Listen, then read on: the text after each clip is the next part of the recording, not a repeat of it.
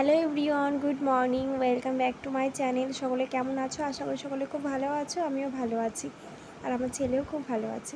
তো আজ হচ্ছে বৃহস্পতিবার, তাই একটু সকাল সকাল স্নান করে চলে আসলাম পুজো দিতে। আর সকাল সকাল স্নান করেছি ঠিকই, ওই 8টার দিকে করেছি। ঘরে এসে দেখি আমার ছেলে উঠে গেছে। তো ছেলেকে রেখে তো আর আগে পুজো দিতে পারি না, তার জন্য ওকে আগে ফ্রেশ করে নিলাম, নিয়ে ওকে দুধ খাইয়ে দিলাম। খাওয়ানোর পরে কিছুক্ষণ খেলা করলো, খেলা করার পরে ও আবার ঘুমিয়ে পড়েছে দুধ খেতে খেতে। তো ওকে ঘুম পাড়িয়ে রেখে আমি চলে আসলাম ঠাকুর ঘরে। যদিও আজকে বৃহস্পতিবার, আজকে তো অনেকটা সময় লাগবে, একটু কাজের চাপ বেশি, তাই না? তো চলো, তার জন্য এই যে সকালবেলায় উঠেই আমি ঠাকুর ঘরে এসে এই যে আগে আলতাটা পরে নিচ্ছি, তারপর পুজো দেবো। তো চলো, আর আজকে তো এখনও না খেয়ে আছে, যেহেতু বৃহস্পতিবার, তাড়াতাড়ি করে পুজোটা দেবো, তারপরে খেয়ে নেব। আর এখন পুজো দিচ্ছি, আর এখন টাইম হচ্ছে প্রায় 10টা, সাড়ে 10টা মতো। স্নান করেছি সেই 8টায়। কী করব বলো? ছেলেকে আগে খাওয়াতে হলো, ঘুম পড়াতে হলো, তারপর তো আমি পুজো দিতে আসলাম, একটু তো দেরি হবেই, তার জন্য একটু লেট হয়ে গেল। তো চলো, আমি আলতাটা পরে নিই তাড়াতাড়ি করে, তারপর পুজো দেবো। আবার খুব খিদাও পেয়েছে যেন, তারপর আবার স্কুলে যেতে, ক্যান দিতে যেতে হবে, এখনও প্রচুর কাজ। আর সকালবেলায় ঘরটা মাই মুছে রেখেছে, তাই আজকে আর আমি মুছলাম না। তো চলো, তাড়াতাড়ি করে আমি আলতাটা পরে নিই।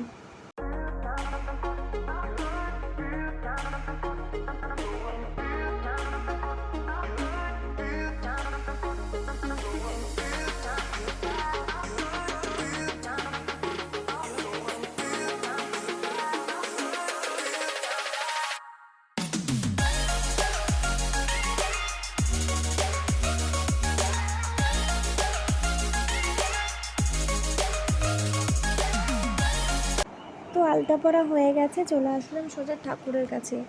তো এখন হচ্ছে এই যে লক্ষ্মী ঠাকুরের ঘটে আমি সিঁদুর দিচ্ছি, আর তারপরে আমের পল্লব, মানে আমের পাতাটা সিঁদুর দেবো। সব কিছু গুছিয়ে নিই, গুছিয়ে গাছিয়ে তারপরে পুজো দেবো। তো চলো, তোমরা দেখতে থাকো।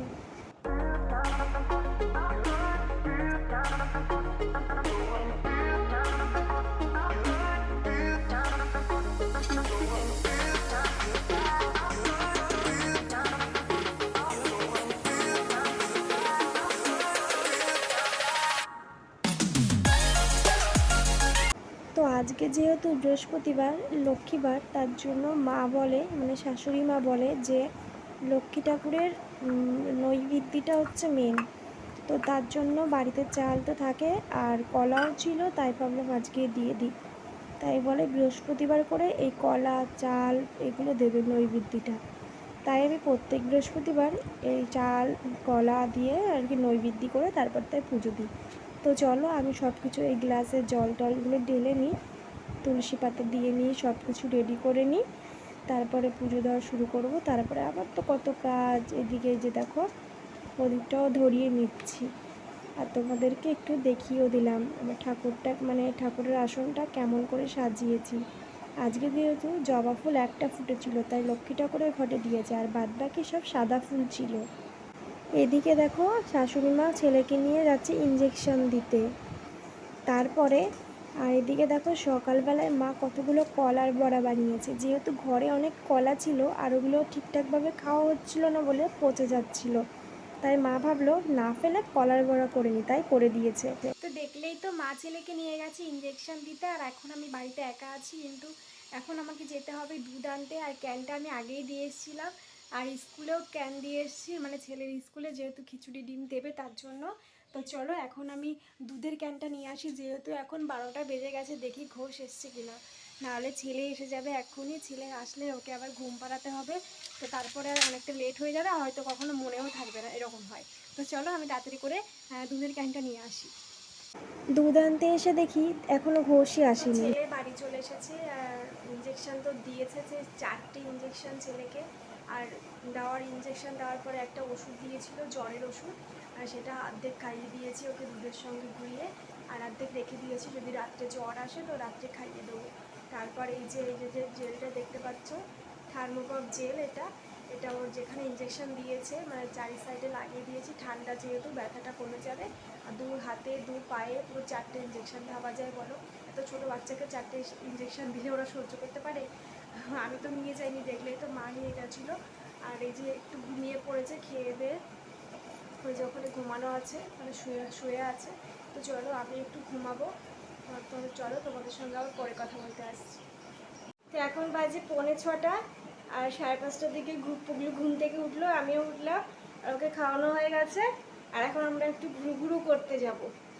আর ওকে আরেকবার আমি জেলটা লাগিয়ে দিয়েছি দুপায়ে। তো চলো, তাহলে আর ব্যথাটা অনেকটা তাড়াতাড়ি ঠিক হয়ে যাবে। তো চলো একটু ঘুরে আসি। ও, ওকে যে 4টে ইঞ্জেকশন দিয়েছে, ওর সেটা মনেই হচ্ছে না তোমাকে, মানে ওকে দেখলে মনে হচ্ছে না, এত দুষ্টুমি করছে নিচে ছেড়ে দিলে, খেলাধুলা করছে এত পরিমাণে, মনেই হচ্ছে না যে ওকে ইঞ্জেকশন দিয়েছে কোনো ব্যথা ফ্যাথা কিছু। যদি মনে ব্যথা করছে না তার জন্য খেলাধুলা করছে, খেলাধুলা করলেই ভালো। তো চলো, যাতে ব্যথা না হয় সেটাই ভালো। তো চলো এখন একটু আমরা ঘুরে আসি, সারাদিন তো বাড়িতেই বসে থাকি, কী করবো, এখন যাই একটু ঘুরে আসি। চলো চলো, পুকুরও একটু ভালো লাগবে, এদিকে দেখাও, তাই না? ভালো লাগবে। টিকটিকি কই বাবা, টিকটিকি, ও ভীষণ টিকটিকি চেনে, জানো? ওই দেখো টিকটিকি, ওই যে লাইটের ওখানে দেখো, দেখেছো? ওই তো দেখেছে, লাইটের ওখানে টিকটিকি দেখতে পেয়েছে। তো চলো আমরা ঘুরে আসি। এই যে এখন বাইরের দিকে চলে এসেছি, মানে রাস্তার দিকে। আর ওই যে দেখতে পাচ্ছ একটা বাচ্চা, ওটা আমার পুগলুর বন্ধু, পুগলুর থেকে 4 মাসের ছোট, একই তারিখে ওরা হয়েছে। তো দেখো, এই যে তারপরে একটু 4জন মিলে একটু ঘুরু ঘুরু করছে, আর এদিকে দেখো কি সুন্দর কাগজি ফুল। আর রাস্তার পাশে দেখো পুকুরটা, আর ওপরের মেঘটা দেখো কি দারুণ লাগছে না? তো চলো ঘুরে ফিরে বাড়ি চলে এসেছি, তারপরে যে ছেলের খাবার তৈরি করছি। আর এখন তো সন্ধ্যা হয়ে গেছে, সন্ধ্যা টন্ধা দিয়ে দিয়েছি। তারপর ছেলেকে একটু খাওয়াবো, আর ও একটু করেই ঘুমিয়ে পড়বে। আর দুধ যেটুকু আমি খাবার বানিয়েছিলাম দিনের বেলায় সেটা খাওয়া হয়ে গেছে, তো তার জন্য আবার তৈরি করছি। আর এই যে দেখছো এখন হচ্ছে আটা মাখবো, কারণ শাশুড়িমা বলছে যে ছেলেকে একটা ছোট্ট করে একটা রুটি করে দিতে, ওকে রাত্রে খাওয়াবে, দুধের মধ্যে ভিজিয়ে রাখবো, সেটা রাত্রে খাওয়াবো। তো তার জন্য আমি আটাটা আর কি মেখে নিচ্ছি তাড়াতাড়ি করে। এখন বাজে ওই 7:30 8টা মতো। তো চলো, এদিকে আটা মাখা হয়ে গেছে, আর আমি রুটিটাও করব। মা বলেছিল একটা মতো রুটি করতে, ছোট, যেহেতু আমি প্রথম দিন করলাম তো বুঝতে পারিনি, তার জন্য একটু বেশি হয়ে গেছে মাখানোটা, ওই ছোট ছোট 2টো রুটি মতো হয়েছে। তো চলো, ওখান থেকে ছেলেকে একটাই দেব, ও তো ছোটো মানুষ, ও তো 2টো খেতে পারবে না, একটা থেকে যাবে। তো চলো দেখো কতটা আমি কতটুকু রুটি বানাই তোমাদের দেখাবো। ছোট্ট একটা রুটি বানিয়েছি, বেশি বড় না। তো চলো তোমরা দেখতে থাকো। আর আমি কিন্তু আগের থেকে অনেকটাই ভালো রুটি করতে শিখে গেছি, আগে ভালো পারতাম না যেহেতু, কিন্তু এখন করতে করতে অনেকটাই শিখে গেছে, আর এখন ভালো গোলও হয়। কিন্তু রুটি ভাজতে গেলে আমি ভালো ফোলাতে পারি না, জানো? খুব একটা ভালো ফোলেনি, মানে অল্প অল্প ফুলেছিল, তোমরা নিজেরাই দেখতেই পারবে কেমন ফুলিয়েছিলাম। তো চলো, এই যে রুটিটা আমি তাড়াতাড়ি করে বেলে নিই, আর তারপর তোমাদের দেখাচ্ছি যে কেমন হয়েছে, ঠিক আছে? তো চলো তোমরা দেখতে লাগো, আশা করি তোমাদের ভালো লাগবে।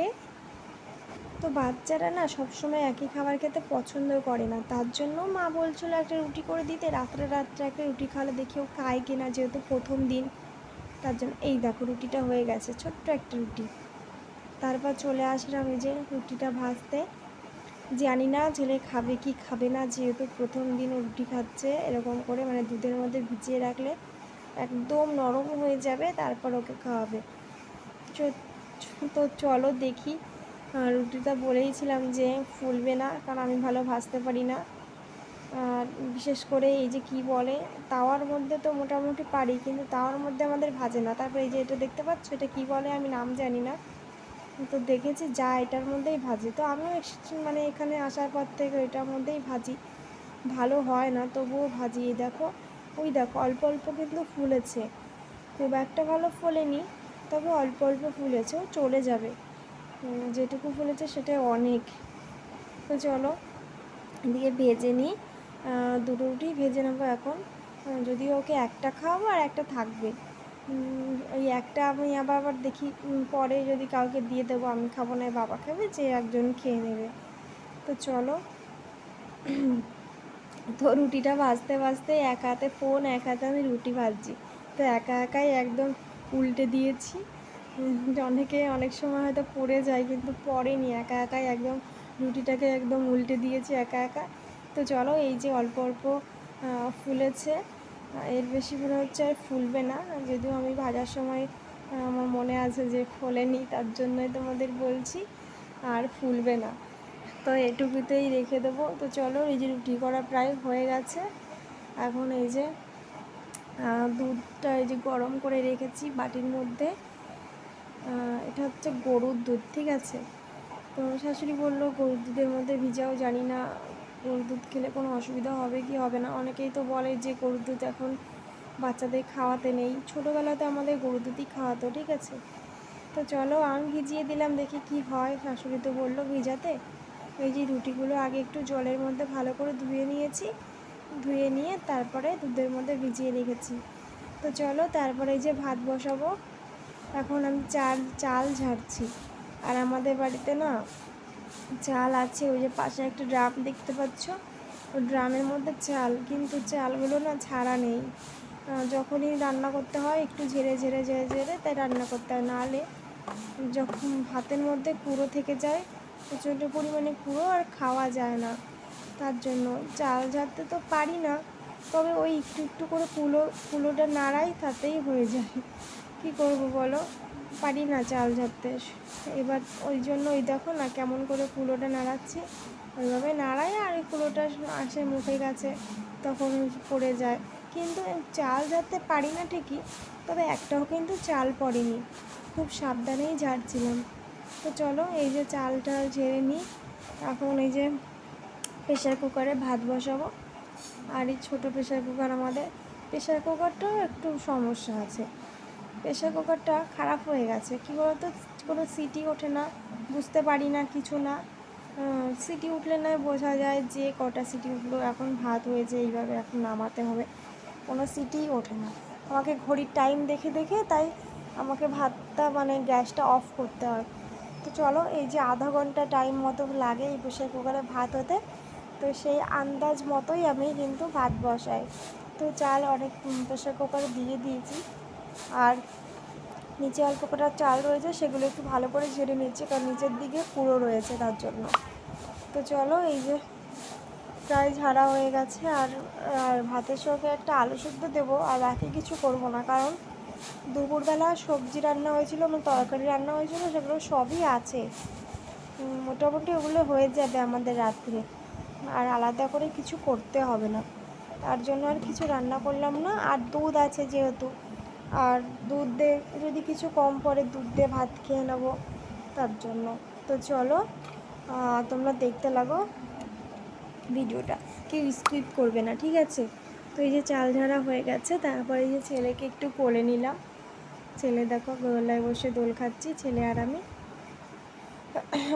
ছেলে না খুব দুষ্টু হয়েছে জানো তো, এই দেখো বলছে একটু হাই হাই করো, তাই দেখো কেমন করে তাকিয়ে আছে, আর আমি ওকে একটু হাসাচ্ছি। আর আমার ছেলের হাসি দেখো, আরে বাবা, দুটো দাঁত হয়েছে আর শুধু হাসবে, আর দাঁতগুলো দেখা যাবে কত সুন্দর লাগে। তারপরে এই যে সন্ধ্যাবেলা না 8টার দিকে ছেলে ঘুমিয়ে পড়েছে, আর বাবা সিঙ্গাড়া নিয়ে এসেছিলো, সিঙ্গাড়া খাচ্ছে। তো ভিডিওটা এখানে শেষ করছি, দেখা হচ্ছে না।